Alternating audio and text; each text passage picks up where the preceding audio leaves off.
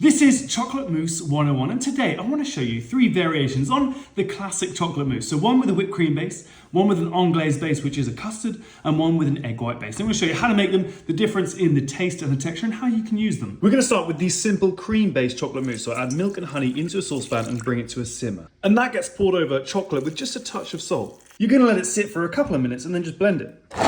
Now you're going to take your double or heavy cream and whisk it up to a medium stiff peak, and you're going to carefully pour in that chocolate mixture, folding it through with a rubber spatula. If someone can do this for you, it's even easier, until you have a nice smooth chocolate mixture. You're going to pour that into your ramekins, and you can chill it anywhere from 3 hours or overnight is even better. You want to bring it to room temperature about 15 minutes before you serve it, and then you're left with this lovely smooth chocolate mousse. For the Anglaise-based mousse, we need to make a very simple custard with cream, milk, sugar and egg yolk. Whisk it constantly, cooking on a medium heat until it reaches 82 degrees Celsius. We pour that through a sieve over our chocolate and our salt. You let it sit for 2 minutes, then blend to emulsify.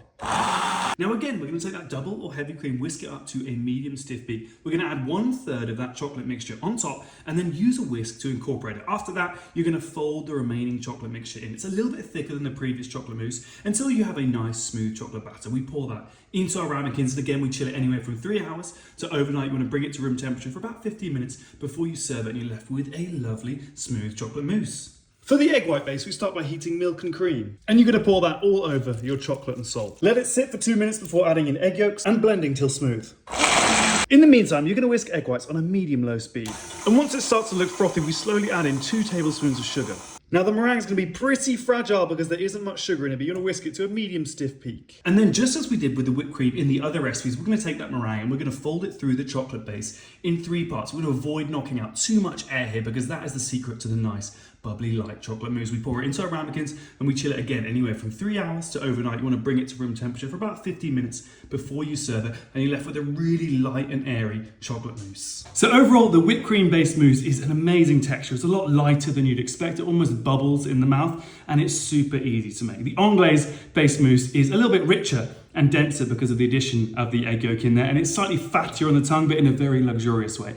And finally, the egg white based chocolate mousse is very light and bubbly because of the meringue in there, and it's very chocolate heavy compared to the other 2. Now, if I had to pick one, I would go for the cream based chocolate mousse because it's such little effort and the final product is sublime. And really, the cream and the egg white based chocolate mousse, these are your dinner party chocolate mousse, okay? Put them in the fridge and then serve them for your guests. Whereas the Anglaise based chocolate mousse, that is what I'd use for an entremet or a frozen dessert.